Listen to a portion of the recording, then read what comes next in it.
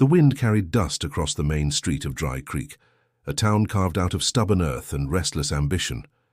Wagons rattled by, men with weathered faces leaned outside the saloon, and women in plain dresses hurried between mercantile and church. Yet when Martha Collins passed, conversation quieted, eyes narrowed, and whispers spread like wildfire. "They say she's cursed," muttered a shopkeeper's wife as Martha guided her daughters along the wooden boardwalk. "3 girls, no sons. A man can't build a legacy with that." The words reached Martha's ears, but she kept her chin high. She'd heard them all before, every slur, every sideways glance, every smirk that said she was less than the others. Her daughters walked close, skirts brushing against her own, their eyes downcast but ears alert.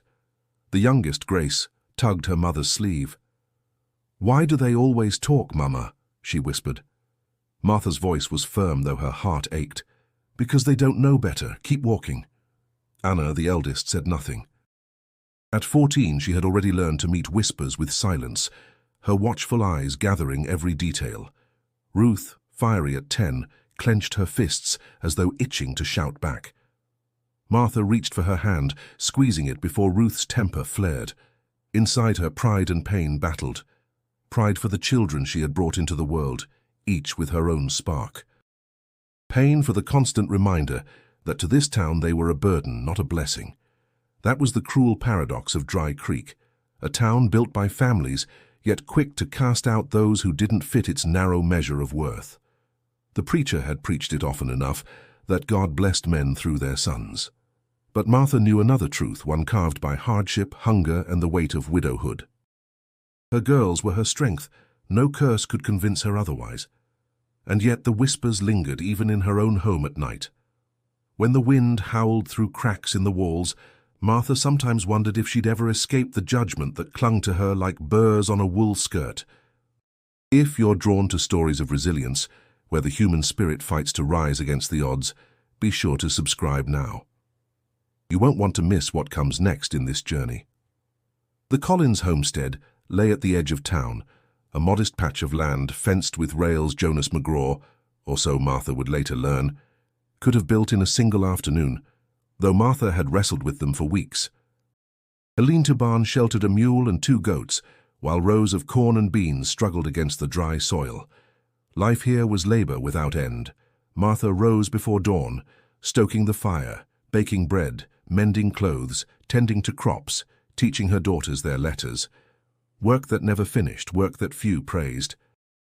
When she walked into town with her baskets of sewing, her hands raw and her back aching, she carried herself with the quiet dignity of survival. Still, the sting of rejection pressed in from all sides. At church gatherings, she felt the distance, families shifting subtly, leaving empty benches between them. At the mercantile, coins lingered too long in the shopkeeper's hand, as though he feared touching hers. In the saloon, laughter rose just a little louder when she passed by, though she never stepped foot inside. Her daughters saw it too, each in her own way. Grace, too young to understand, clung tighter to her mother's skirts. Ruth bristled and muttered curses under her breath, her spirit untamed. Anna's silence was the heaviest, her sharp eyes already measuring a world that judged before knowing. Martha knew they couldn't go on like this forever. A woman alone, raising 3 girls in a town that branded her cursed. It was a fight against a current that never relented. She could endure the whispers for herself, but for her daughters, she feared the weight of those judgments would crush them before they had a chance to grow. And so she walked home that day, the sky burning with the last glow of sunset, her daughters beside her. Behind them, the town still whispered. Ahead of them, the road stretched long and lonely. Martha lifted her chin higher, her jaw set. She would endure. She always had. Yet in the shadows of the mountains beyond, fate was stirring, carrying with it the first trace of change. The Collins homestead sat on soil that seemed always too stubborn to yield. Each morning, Martha rose before the rooster crowed, the air still cold and damp with night. She lit the fire, kneaded bread from coarse flour, and set the kettle to boil while her daughters stirred under quilts patched 100 times. The house, though small, carried warmth born not of comfort, but of persistence. Anna, the eldest, carried herself with a quiet maturity. At 14, she already knew the rhythm of chores as if they were part of her very breath. She gathered eggs, hauled water, and helped her mother mend worn dresses. Her silence was not emptiness but thoughtfulness. Her dark eyes studied everything, weighing the world that had judged her family so harshly. Ruth was different. At 10, her spirit burned hotter than the midsummer sun. She questioned every command, resisted every slight, and spoke with the sharpness of a whip. "Why should we care what they say?" she asked one morning as she chopped kindling with more fury than strength. Martha's hands paused in their work, her voice measured. "Because words carry weight, Ruth. They can build or break a person, and I won't have them break you." Ruth scowled but lowered her eyes, the fire in her chest still smoldering. Then there was Grace, only 6, who brought light even in the darkest hours. She sang to the goats, carried dolls made from scraps of cloth, and filled the air with questions no one else dared to ask. "Mama, why don't we live in town like the others? Why don't they like us?" Martha's heart twisted at the innocence in her voice. She crouched, brushing a curl from Grace's cheek. "Because sometimes people fear what they don't understand. But we are enough, Grace, we are always enough." The days bled into one another, ploughing, planting, sowing, hauling, tending. Their small mule pulled stubbornly at the plough, rows of corn and beans stretching thin against the dry earth. In summer the sun burned skin raw. In winter the wind pierced through every gap in the walls. Yet through it all Martha pushed forward, because stopping meant hunger, and hunger was a foe with no mercy. When they walked into town, the weight of survival followed them. Martha carried baskets of mended clothes for trade, her daughters trailing close. The boardwalk creaked under their feet as people stepped aside, not with respect but avoidance. The saloon doors swung open, laughter spilling out, followed by mutters that bit sharper than any wind. At the mercantile, Martha laid her work on the counter. The shopkeeper, Mr. Davies, counted coins slowly, his lips pressing thin. "You'll take flour or sugar?" he asked, as though her money was somehow less than the rest. "Flour," Martha replied evenly, though her cheeks flushed hot. Anna watched every exchange, memorizing the tones, the glances. Ruth glared openly, daring anyone to speak. Grace only clutched her mother's skirt, her wide eyes darting to every face. Church offered no refuge. On Sundays, when the Collins women sat together on a bench at the far end, voices hushed, and space widened around them like a circle of exclusion. The preacher's words about blessings and sons carried double weight, aimed not at Scripture but at Martha. She kept her gaze forward, lips moving silently in prayer, though her heart thundered with both defiance and pain. Still, there were moments of sweetness. Evening light poured gold over their homestead as the girls laughed, chasing each other around the yard. The goats bleated, the mule stomped, and Martha's heart swelled at the sight. Though the world called her cursed, she saw nothing but blessing in their faces. Yet even as she clung to that truth, a question lingered, whispering in the back of her mind. How long could she shield them from the weight of a town determined to cast them aside? And what would happen the day her strength alone no longer proved enough? The sun dipped behind the mountains, shadows stretching long across the fields. Martha tightened her shawl and watched the horizon, unaware that change was already beginning its slow descent toward their lives. The morning sun cut through the haze of dust that always seemed to hang over Dry Creek. Wagons rattled, hooves clattered, and voices echoed down the main street. Yet that day all eyes turned toward a man who stepped out from the trail with a pack mule loaded high with pelts. His name carried weight whispered along the boardwalks, Jonas McGraw, the Mountain Man. He was a figure both familiar and foreign.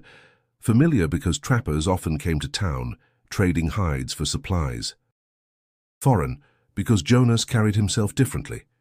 He was broad-shouldered, his beard thick, his clothes rough with buckskin and wool. But his eyes were steady, calm, a grey that reminded Martha of river stone, polished smooth by years of rushing current.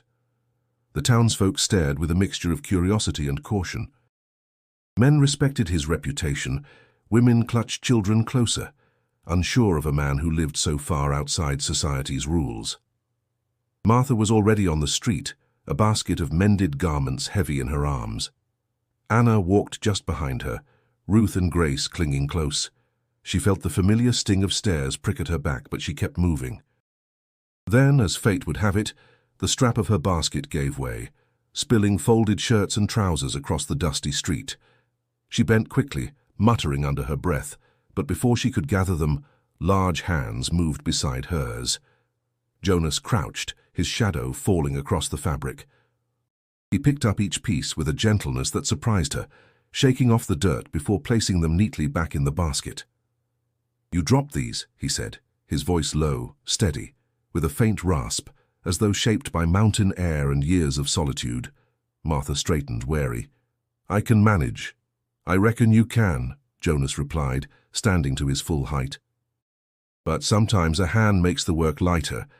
She met his gaze, prepared to cut him short, but something in his expression gave her pause. There was no pity in his eyes, no trace of the judgment she was used to seeing, only a quiet respect. For a moment, it unsettled her more than disdain ever had. Ruth tugged at her sleeve, whispering, "Mama, he don't look like the others." "Hush," Martha murmured, yet she felt the truth in her daughter's words. The townsfolk noticed too. Whispers rose, not about her now, but about him. "McGraw's helping her?" one man muttered. "What's he want with the cursed widow?" Another chuckled bitterly. "Maybe he don't know better." Martha's cheeks burned, though Jonas seemed unbothered. He tipped his hat, offered a brief nod, and returned to his mule as if nothing more needed saying. Yet in that small exchange, something shifted.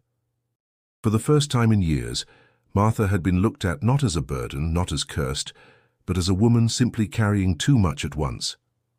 That night, as she prepared supper over the hearth, her daughters chattered about the stranger. "He didn't look scared of us," Grace said with a smile. Anna spoke softly. "He looked like he's seen harder things than gossip." Ruth grinned, fire flashing in her eyes. "If he comes back, I want to see if he can shoot better than Mr. Davies brags he can." Martha stirred the pot, trying to hide her thoughts. She told herself it was nothing, a chance meeting, nothing more. And yet, when she closed her eyes, she saw again the steady look of a man who carried no fear of whispers.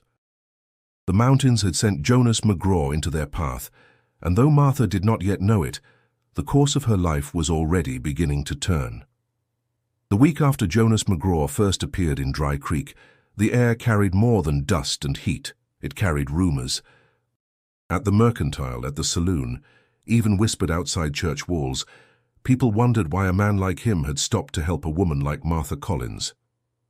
"He'll learn soon enough," muttered Mrs. Davies, arranging bolts of cloth behind the counter. "A cursed woman brings nothing but ruin." But Jonas didn't seem the type to heed gossip. He came and went with his mule, trading pelts for coffee, flour, and shot. He kept mostly to himself, yet whenever Martha crossed his path, he greeted her with the same quiet respect. He never lingered too long, never pried into her business, but in a town where every glance carried judgment, his calm acknowledgement felt like an act of defiance. Martha, however, did not trust easily. She had long since learned that kindness often hid barbs.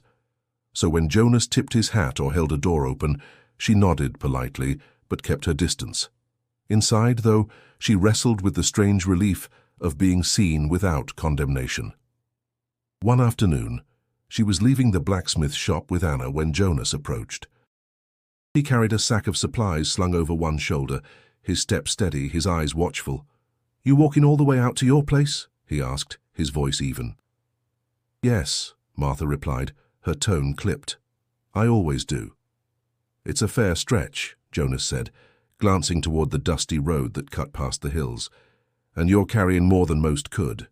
"I manage," she answered quickly. "We don't need favors." Jonas studied her for a moment, then gave a small nod. "Didn't reckon you did. Just speaking plain."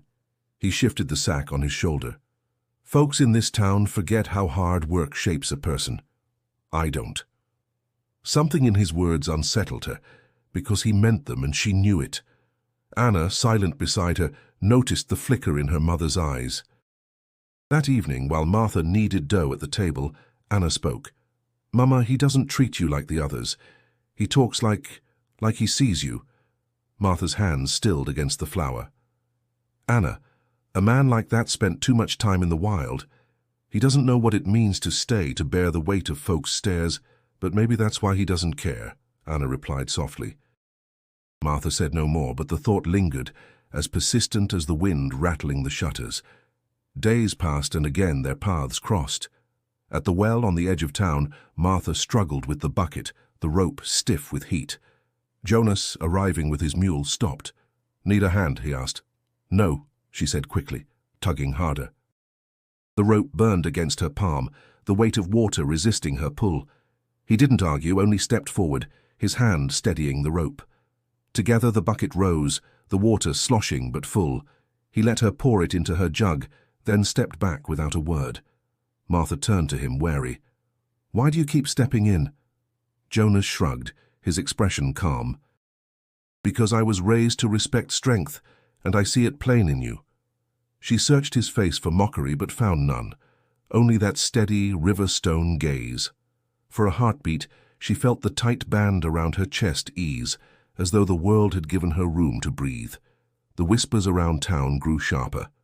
"McGraw's lost his senses," someone sneered outside the saloon. "First helping her, now walking beside her. He'll regret it." But Jonas didn't flinch at the words, and Martha, though she tried to remain guarded, felt a seed take root, a seed of something she hadn't dared hold for years, respect freely given, without cost, without condition. What began as chance encounters was shaping into something deeper, though neither spoke of it aloud. And while Martha tried to steel her heart, she could not shake the feeling that Dry Creek had underestimated what respect, once planted, might grow into. The first snow came early that year, blanketing the fields before Martha's last rows of beans could be gathered. By December, the winds howled down from the Sierra Nevada, cutting through every crack in the Collins cabin. Wood stacked by the door dwindled too quickly, and the mule shivered in the barn. Survival became not just labor, but a battle against the cold.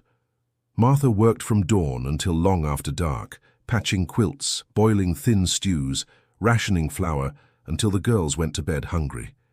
She hid her own hunger, giving her portion to them, though Ruth's sharp eyes caught on. "Mama," Ruth whispered one night, staring at the half-empty bowl, "you didn't eat again?" Martha forced a smile. "Mothers eat when children are fed. That's the order of things." But her hands trembled from weakness, and Anna noticed. The silence that hung in the room was heavier than the wind outside. Then Jonas came. One evening, when the storm had calmed for a breath, a knock sounded on the door. Martha stiffened, clutching Grace close. Few visited their cabin, and fewer still in winter.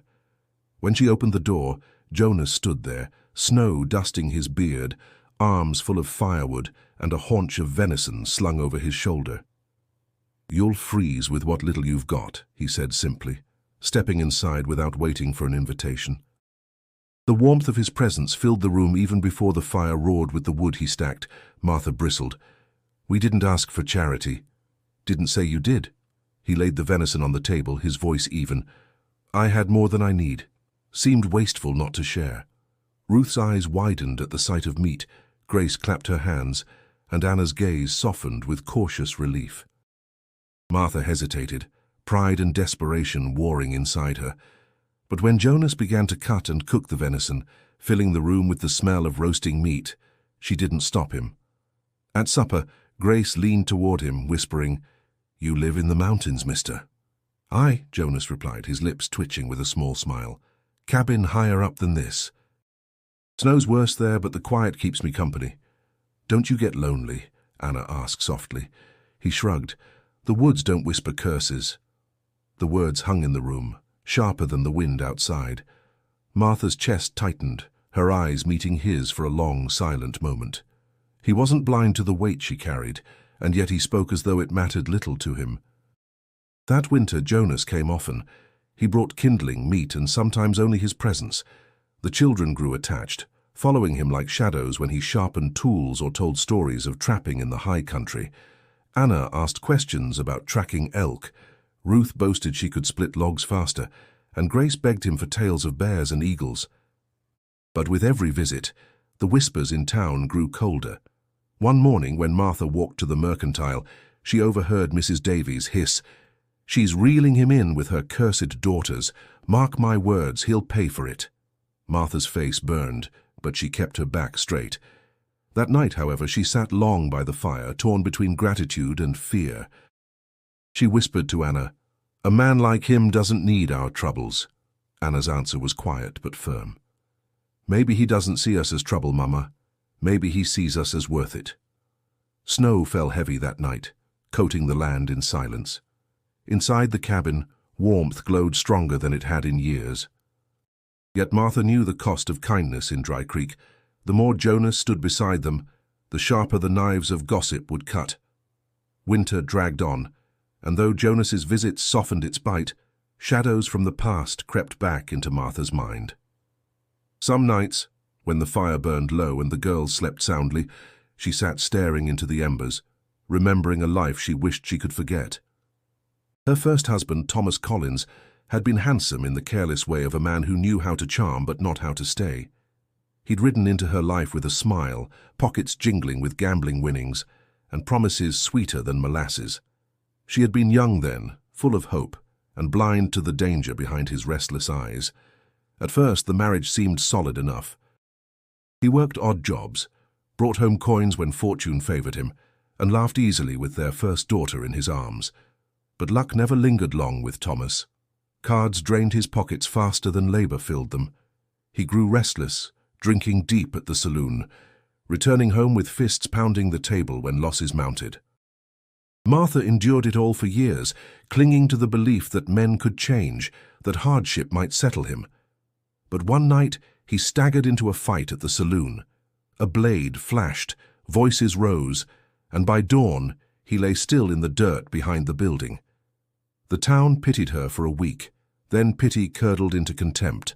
A gambler's widow with 3 daughters, what future could she offer? It was then the whispers of curse began to take root. Martha never forgot the sting, nor the cold silence that followed. She had sworn never again to let a man dictate her fate. Jonas, however, carried shadows of his own. One afternoon, when the snow softened and the girls played outside, he sat at the table sharpening his knife. Martha, folding laundry nearby, ventured carefully. "You speak little of yourself," she said. Jonas's hand paused for a moment before resuming its steady rhythm. "Not much worth telling." "I reckon there is," she pressed gently. "A man doesn't live so long in the mountains without reason." He glanced up, his grey eyes distant. "Lost my folks when I was small. Fever swept through the valley, left me with no kin. A trapper took me in, taught me the trade. Since then the wood's been my only home." Martha folded another shirt, her hands slow. "That kind of loss, it carves deep." "Aye," Jonas admitted, "but a man learns to live with scars. The silence of the mountains don't judge, don't whisper. That's more kindness than most men offer."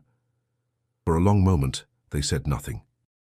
The crackle of the fire filled the silence, yet the air between them carried an understanding. 2 lives scarred by different losses, yet bound by the same weight of endurance. That night, when Jonas left, Ruth spoke boldly. "Mama, he's not like Thomas, is he?" Martha froze, her heart jolting at the name her daughter rarely spoke. "No, Ruth," she said quietly, stroking the girl's hair. "He's nothing like him." Still, fear stirred in her chest. She had built walls to protect herself and her daughters, walls meant to keep men out and pain away. But Jonas was patient, his presence steady, his respect disarming, and she knew too well how dangerous hope could be. The wind howled against the cabin walls, rattling shutters like restless ghosts. Martha lay awake long after her daughters slept, staring into the darkness. She thought of Thomas's broken promises, of townsfolk's cruel whispers, of scars she carried like chains, and she thought of Jonas's quiet voice, his words heavy with truth. She did not yet know if trusting him would bring salvation or ruin. But one thing was certain, the past had taught her fear, and the future was demanding she face it. The first Sunday after the worst of the snow melted, Martha dressed her daughters in their cleanest frocks and walked with them into town. The air was sharp but bright, the kind of morning that made the church bells ring clear across the valley. For years she had endured the cold stares of the congregation, convincing herself her faith outweighed their judgment. That morning, however, the weight pressed heavier than usual. The church filled with townsfolk, boots stomping against wooden floors, voices murmuring as families slid into pews. Martha and her girls sat in their usual place, far at the back, where no one else cared to sit. The preacher, Reverend Turner, stepped up to the pulpit, his hands gripping the wood as though he held authority not only over Scripture, but over every soul before him. "Brothers and sisters," his voice boomed, "the Lord blesses those who walk in his order, sons to carry on a man's name, strength to keep a household firm. But when disorder strikes, when a woman bears only daughters and misfortune follows her house, we must ask if God himself is showing us a sign." A hush swept through the room, followed by the rustle of shifting bodies. Heads turned toward the back. Martha felt Anna stiffen beside her, Ruth bristle, Grace tuck herself close. Heat crawled up Martha's neck, her heart pounding. She clenched her hands together, whispering silent prayers for strength. Reverend Turner's voice cut sharper. "We cannot close our eyes to curses that walk among us. To welcome them unchecked is to invite ruin upon this town." The words dropped like stones into water, rippling through the congregation. A murmur of agreement rose. Someone whispered, "He means her." Martha's cheeks burned, yet she refused to lower her gaze. She had endured these barbs in silence for years, but each one left its mark. Her daughters deserved better than to sit under the shadow of false damnation. She wanted to stand, to shout that they were not cursed but blessed, yet the weight of so many eyes held her down. Then a voice rose from the middle pews, steady, low, but carrying through the church like thunder. "You preach judgment mighty quick, Reverend," Jonas McGraw said, rising to his full height. His broad shoulders seemed to fill the space, his grey eyes fixed on the pulpit. "But I reckon the good book speaks more of mercy than curses." Gasps rippled across the room. Jonas was an outsider, a man of the mountains, and here he was challenging the preacher in his own house. Reverend Turner's face darkened. "This is the Lord's word, not mine." Jonas's jaw tightened. "Funny. I didn't hear the Lord's word say Martha Collins ain't worthy. What I heard was you twisting it to suit small minds." A stunned silence followed. Some shifted uncomfortably, others nodded almost imperceptibly, though fear kept them quiet. Martha's chest swelled with a mix of shock and gratitude she dared not show. The preacher bristled. "You defend a woman marked with misfortune. Beware you don't share in it." Jonas's voice dropped firm as stone. "I don't believe in curses. I believe in what I see with my own eyes. And what I see is a woman raising 3 strong girls without an ounce of help from any of you." The congregation stirred, whispers breaking like wind through trees. The preacher glared, but Jonas sat down calmly, as though the matter were settled. Martha's hands trembled in her lap. She had never asked for his defense, but the sound of it still echoed in her chest. For the first time, someone had stood between her family and the weight of the town's scorn. The service dragged on, but the air had shifted. By the time the congregation spilled into the sunlight, half the town looked at Martha with fresh unease. Not because of the preacher's words, but because someone had dared to challenge them. Martha walked home that day with her daughters, her heart still racing. Respect had been spoken aloud, defiance had been planted, and the roots of change were pressing deep into the soil of Dry Creek. Spring crept slowly into the valley, pushing back the heavy snows with patches of green and the promise of new life. The Collins homestead, though weathered by winter, stood firm. Martha worked as always, but something had shifted since that day in church. Jonas McGraw no longer lingered only at the edges of their lives. Now he came with purpose, and the girls welcomed him eagerly. At first, Martha tried to keep distance, reminding herself he was a man of the wild who owed them nothing. Yet each time he showed up, her daughters' laughter carried louder, their steps grew lighter, and Martha, against her will, found her heart loosening its grip on old fears. One afternoon, Jonas arrived with a bundle of snares and a steady patience that belonged to a man who had long lived by nature's rules. "Thought I'd show the girls a thing or two about catching supper," he said, his tone matter-of-fact. Ruth's eyes lit like fire. "You mean real traps, like for rabbits?" Jonas crouched, showing her how to bend the wire, how to set the snare without leaving a trace of human scent. "The trick," he explained, "ain't strength. It's paying attention."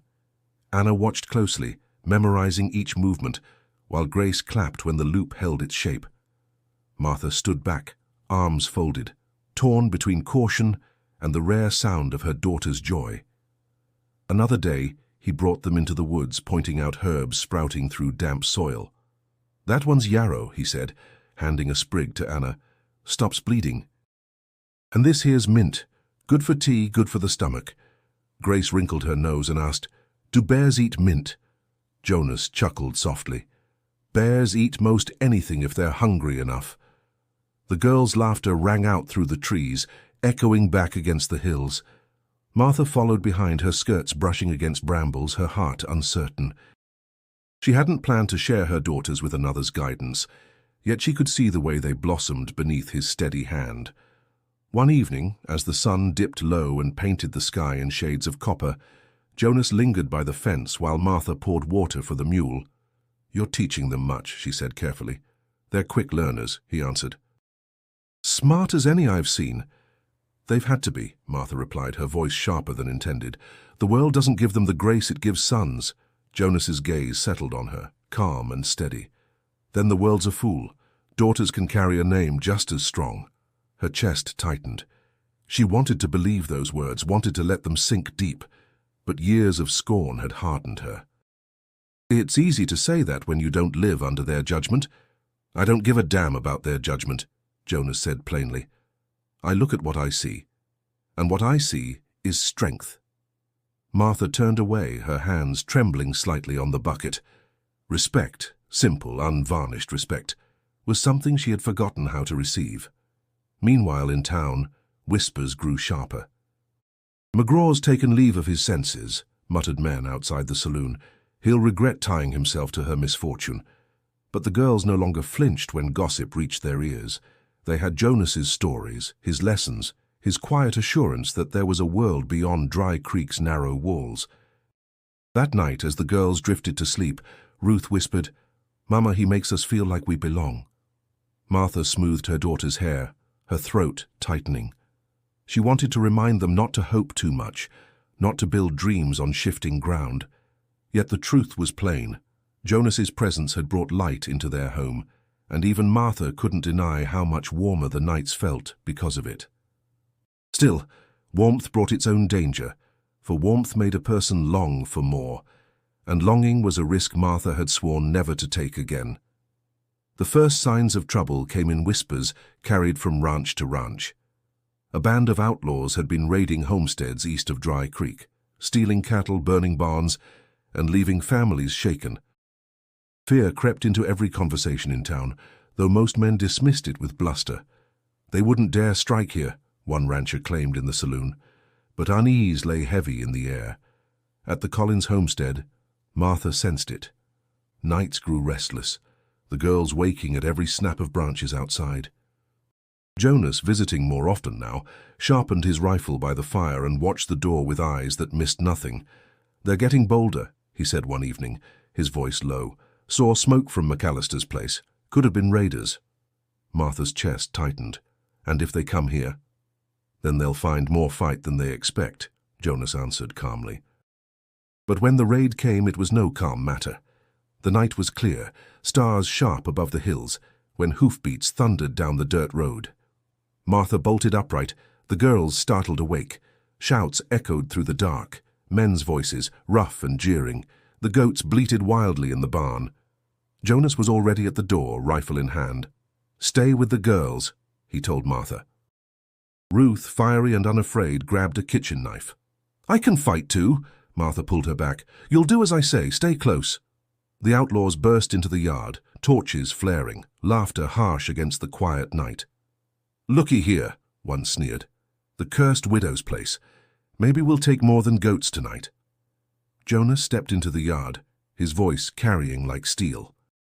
"You'll take nothing." The men jeered, but when his rifle cracked, one torch fell to the dirt. The sudden blaze of firelight showed his unflinching stance, and for the first time the raiders hesitated.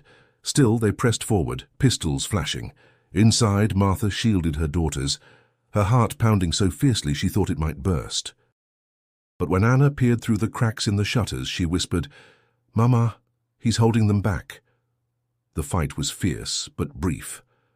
Jonas's rifle spoke with precision, and the outlaws, unprepared for resistance, scattered into the dark. A few shots rang out in retreat, hooves thundering away until only silence remained. The yard reeked of smoke and fear. Jonas lowered his rifle slowly, scanning the hills before turning back to the cabin. Martha opened the door, her breath catching as their eyes met. "You're safe," he said simply, as if it were the only thing that mattered. The girls rushed to him, Grace clinging to his leg, Ruth babbling about how she would have stabbed any man who dared come through the door. Anna stood quietly, her gaze steady and full of something unspoken, respect, perhaps even trust. Martha's hands trembled as she touched Ruth's hair, her voice breaking. "They could have burned us alive." Jonas nodded. "But they didn't. Because you stood strong, and because sometimes strength needs a rifle at its side." That night they sat awake until dawn, the fire burning bright. Jonas told stories of winters in the mountains, of wolves driven off by nothing more than firelight and grit. The girls listened wide-eyed, their fear softening into awe. When morning came, the homestead still stood, though the fence lay broken and smoke curled from scorched boards. The cost was plain, but so too was the proof. The Collins family was not defenseless, not cursed, not helpless. Martha, weary but unbowed, looked at Jonas as he repaired the fence with steady hands.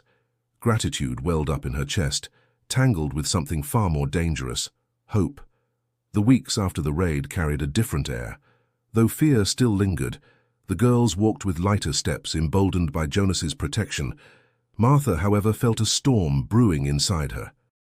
Gratitude warred with pride, and pride tangled with a longing she had kept buried for too many years.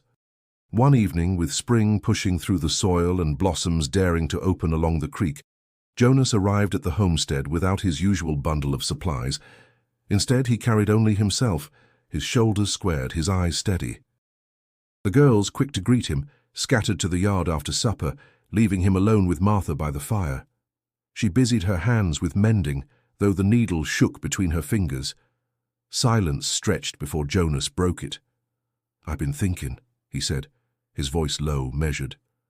"A man don't often find a place that feels like more than ground beneath his feet. But I reckon I found it here." Martha's breath caught. She forced her gaze downward. "Jonas, we owe you thanks, but don't mistake gratitude for—" He shook his head gently. "Ain't gratitude I'm after. I've lived half my life in the wild, and it's a hard life, cold, quiet, lonely. But when I step into this cabin, hear your girls laughing, see the fire burning, it feels like home. Feels like what I never thought I'd have." Her needle stilled in the cloth. Fear surged sharp and quick like stepping on broken glass. "You don't know what you're asking. To tie yourself to me is to carry the weight this town's thrown on my shoulders. They call me cursed, Jonas. They'll call you worse for standing with me."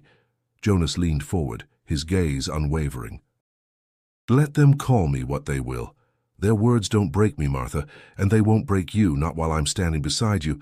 So I'll speak plain. I want you as my wife." The room seemed to close in, firelight flickering across walls that had heard every tear and prayer she had ever hidden. Her heart pounded with the ache of years gone lonely, yet pride fought to keep her lips still. "Jonas," she whispered, "I've lived long enough to know hope is dangerous. I can't let my girls build dreams on sand."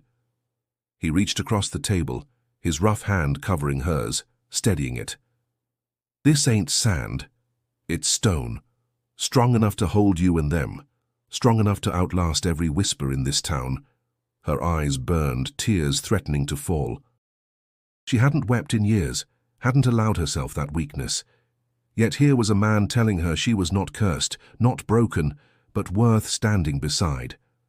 From the doorway, a small voice broke the silence. Grace, half hidden, whispered, "Mama, say yes." Martha turned sharply, finding all three daughters watching. Anna with quiet hope, Ruth with a grin, Grace with innocent trust. Her chest tightened, torn between fear of more scorn and the undeniable truth in their eyes. Jonas didn't press further. He simply waited, patience etched into every line of his face. "Take your time," he said softly, "but know my word stands. To me, you ain't cursed. To me, you're blessed." The girls rushed to him then, surrounding him with questions. "Will we live in the mountains? Can you teach us to hunt elk? Will we always be safe with you?"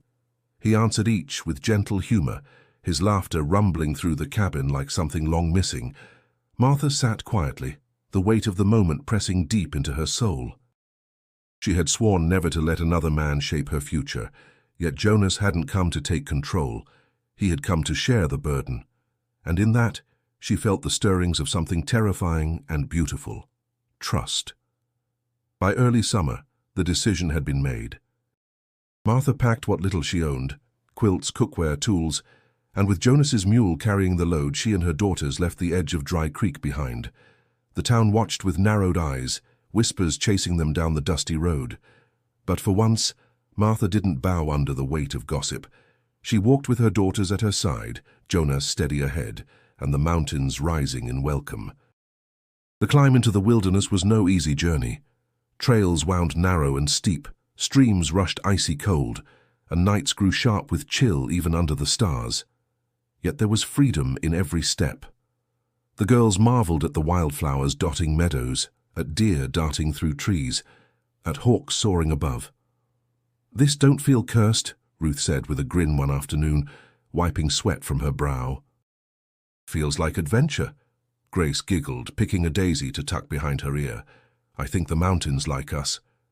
Martha smiled faintly, though fatigue pressed heavy on her shoulders. She had known hardship all her life, but this hardship felt different. It was chosen, not forced. Every ache in her muscles seemed to carry promise instead of despair. When they reached Jonas's cabin, tucked deep among tall pines, it stood like a fortress of solitude. Rough-hewn logs formed walls, smoke curled from a stone chimney, and a clear spring bubbled nearby. It was no grand home, but it was sturdy, and more importantly, it was theirs. The adjustment, however, was demanding. Martha learned quickly that mountain life required unrelenting work. Water had to be hauled, wood chopped daily, and food gathered from the land itself.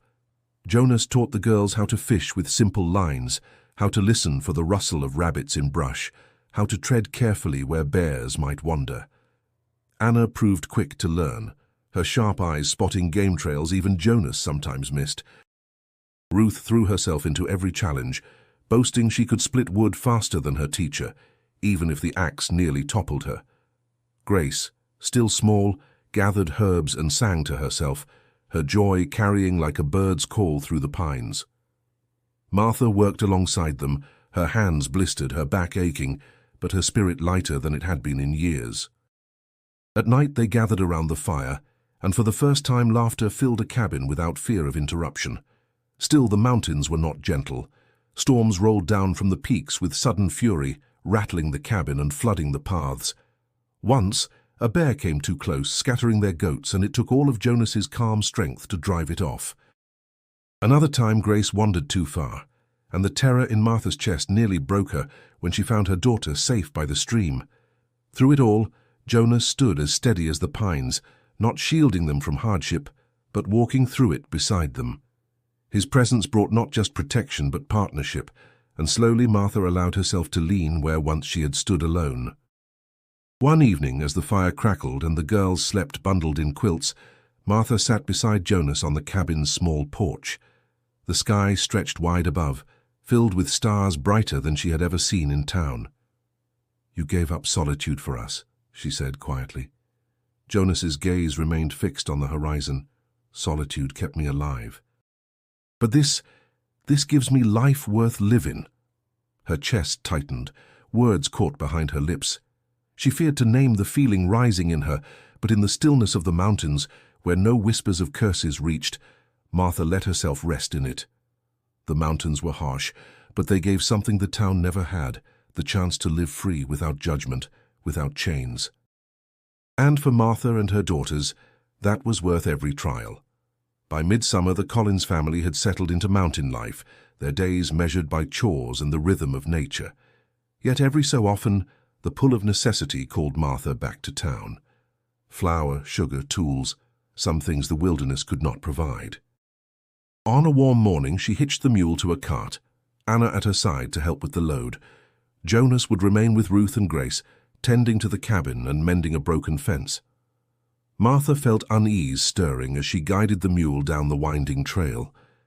It had been months since she last walked the streets of Dry Creek. When they arrived, the town buzzed with its usual noise. Hammers ringing from the blacksmith's forge, voices spilling from the saloon, wagons creaking down the street. Yet, as soon as Martha stepped onto the boardwalk, silence seemed to follow her like a shadow. Women glanced from behind bonnets, men muttered behind beards. Anna noticed it too. "They're staring, Mama," she whispered. "They always do," Martha replied, keeping her chin high. Inside the mercantile, Mr. Davies looked up, surprise flickering across his face. "Well, if it isn't Mrs. Collins," he said, his tone tight. "Thought the mountains swallowed you up." Martha placed her list on the counter. "I'll need flour, salt, and lamp oil. And Anna, fetch that bolt of cloth. We've work to sew." The shopkeeper measured out the goods, his lips pursed. "Funny thing, folks been saying you ran off with that trapper, Jonas McGraw, wasn't it?" Martha's hands tightened on the counter. She met his gaze firmly. "What folks say is their concern, what I buy is mine." Anna's eyes flicked nervously between them, but Martha's voice did not waver. The man muttered, stacking the goods, but something in his expression revealed unease, perhaps even respect at her unflinching calm. On the way out, Martha caught sight of Reverend Turner standing with a knot of parishioners. His eyes narrowed as he saw her, and he stepped forward. "Sister Collins," he said, his voice carrying, "I had hoped your absence meant repentance. But here you are, parading yourself with that mountain hermit. Have you no shame?" Martha felt Anna stiffen beside her, but she did not flinch. "I have no shame in feeding my daughters, Reverend. No shame in building a life where scorn does not follow my every step." Gasps rippled through the gathered crowd. The Reverend's face flushed, his voice rising. "Do you defy the word of God?" "No," Martha said steadily. "I defy the words of men who twist his truth. My girls are blessings. My life is no curse." The silence that followed was heavy, charged. Some shifted uncomfortably, a few looked away in thought. Martha turned and walked on, her back straight, Anna matching her stride with pride glinting in her young eyes. Later, as they loaded supplies onto the mule, Anna whispered, "Mama, you sounded stronger than him." Martha exhaled slowly. Strength isn't always in shouting loudest. Sometimes it's in standing when they expect you to bow. As they left Dry Creek behind, the tension in Martha's chest eased. She had not planned to challenge the Reverend, but the words had risen like fire, impossible to contain. For the first time, she felt she had reclaimed a piece of herself stolen long ago.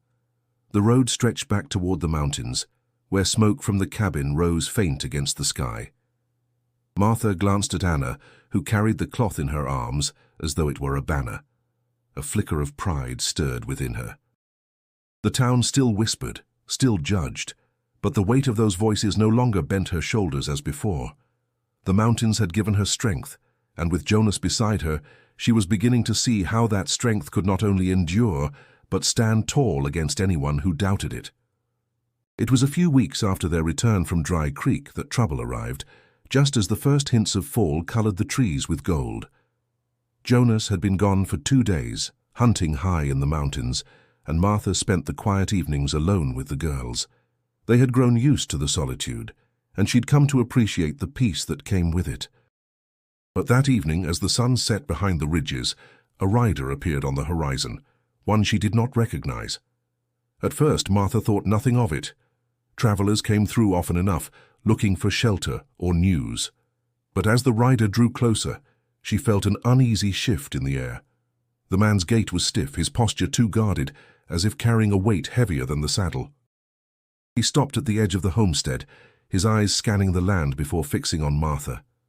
"Evening, ma'am," he called, his voice gruff. "I'm looking for Jonas McGraw." Martha's pulse quickened. She stepped forward, keeping a cautious distance. "He's not here," she replied, trying to keep her voice steady. "Who are you?" The man eyed her for a long moment, then spoke with a hint of uncertainty. "Name's Tom Hawkins. I've been traveling with McGraw and helped him with some of his traps. We've got business to settle, and he owes me a sum."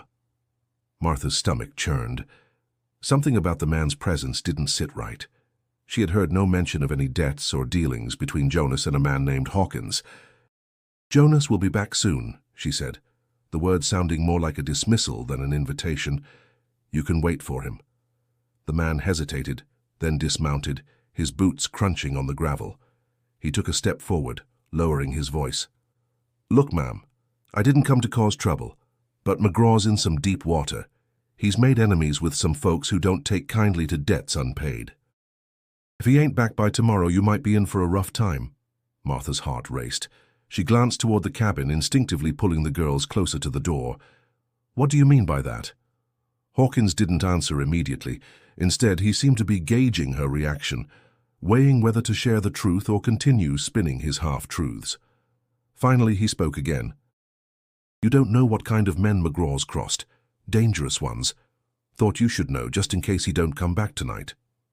His gaze softened slightly, though it didn't remove the threat that lingered in his words. Martha felt a knot tighten in her chest. Jonas had always been careful, cautious with whom he dealt.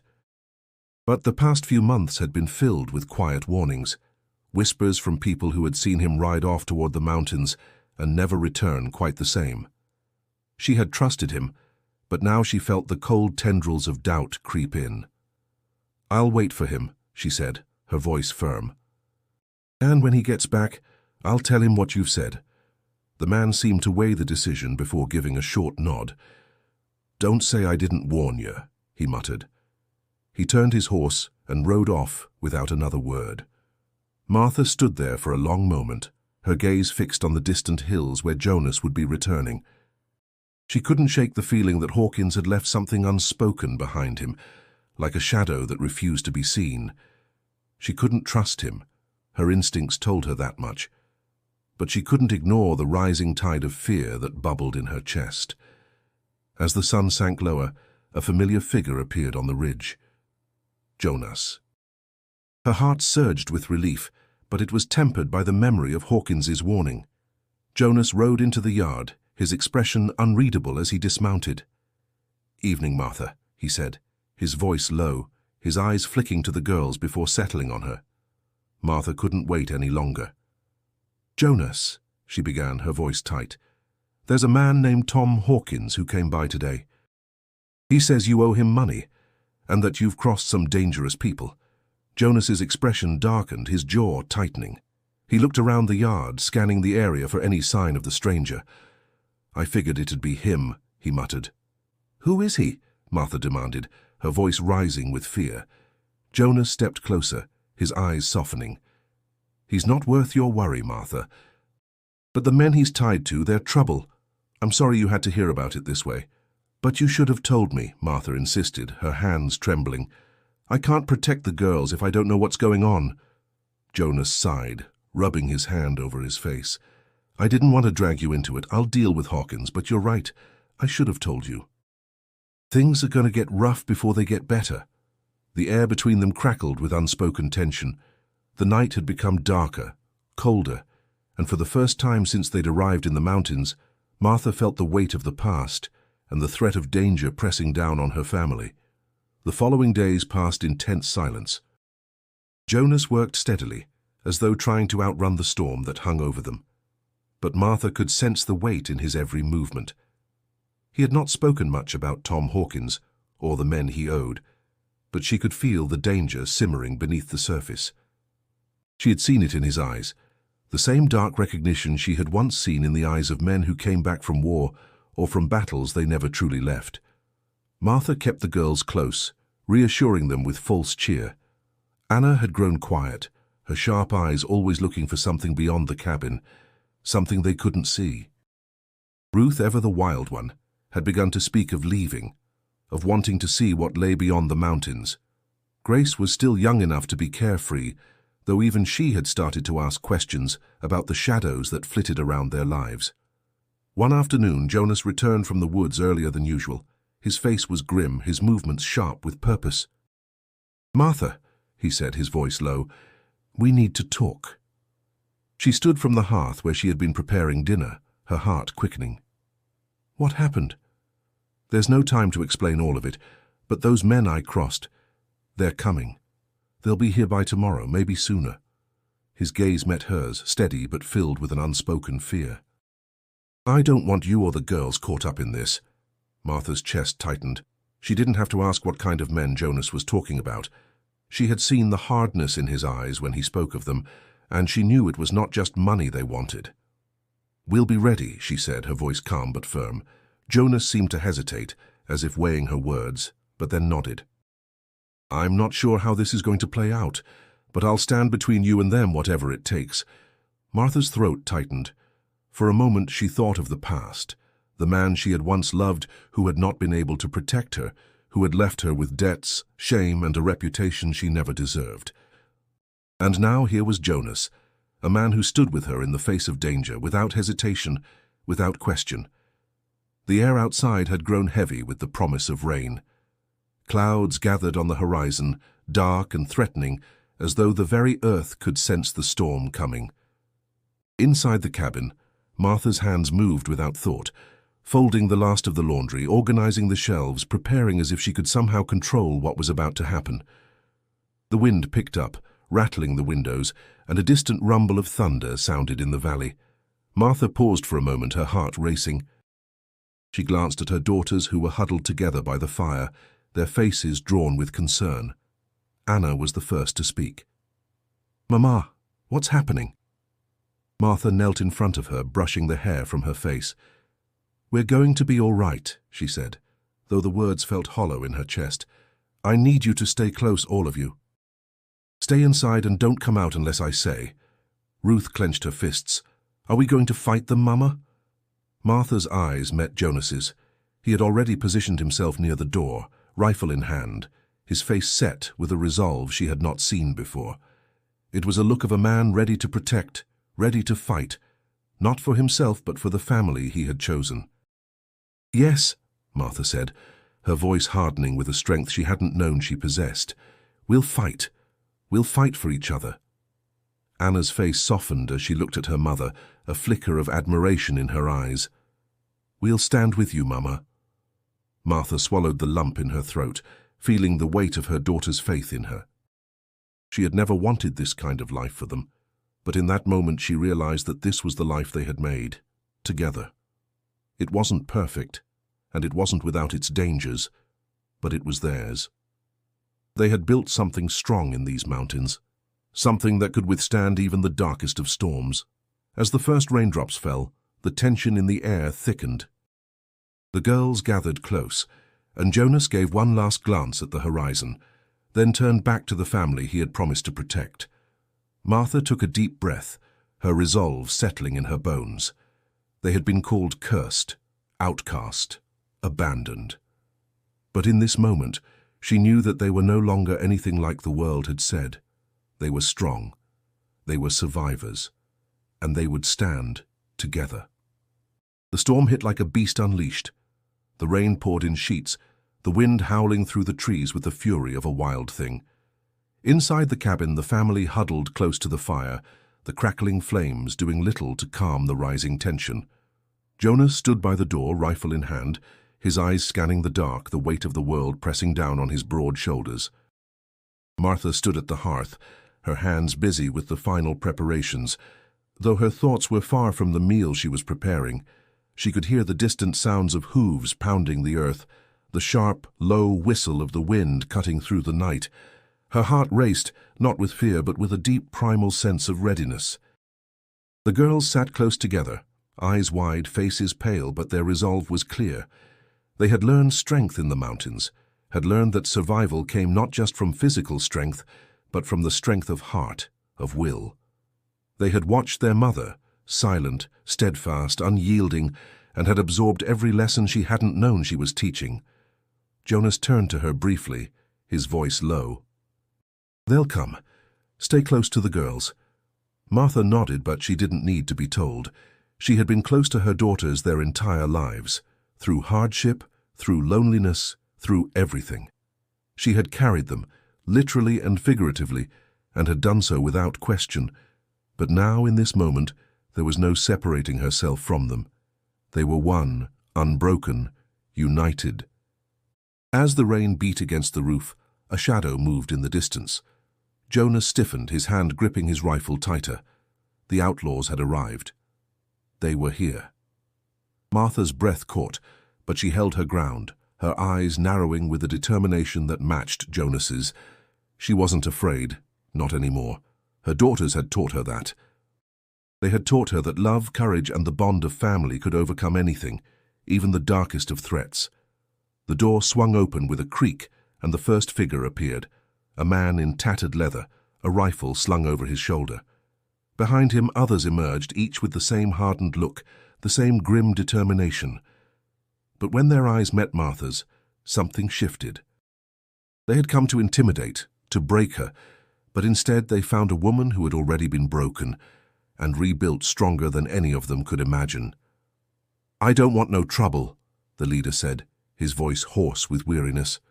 "We just came for what's ours." Martha stepped forward, her gaze unwavering. "What's yours?" she asked quietly, her voice cold. "I don't owe you a damn thing." "You're not taking anything from me or my girls." Jonas stepped forward, his presence filling the doorway. The rifle in his hand seemed like an extension of himself, solid, unshakable. "You won't take a thing. Leave now, and no one gets hurt."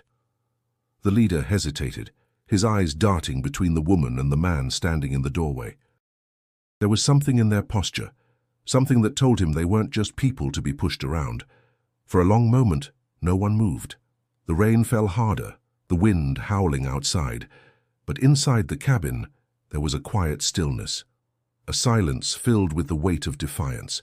Then, without another word, the outlaws turned and retreated, melting into the night as quickly as they had come. Martha didn't move. She didn't need to. Her daughters, watching from behind her, saw the way the men had backed down. They saw their mother, their strength, their protector, and for the first time, Martha felt a quiet peace settle within her. As the door closed and the storm continued to rage outside, Jonas looked at Martha, his eyes softening. "You did good," he said, his voice rough but sincere. Martha didn't answer immediately. Instead, she turned to her daughters, who had watched the entire exchange in silence. Their eyes were wide, but there was no fear. There was only understanding. They had seen what she had known all along, that they were stronger together than they had ever been apart. In that moment, Martha realized she had never been cursed. She had been blessed, blessed with the strength to endure, blessed with a family that was her foundation, and blessed with the love of a man who had come into their lives not to take, but to stand beside them. They were not outcasts. They were survivors. They were not cursed. They were a family, bound by love, unbroken. And nothing at all, could ever change that.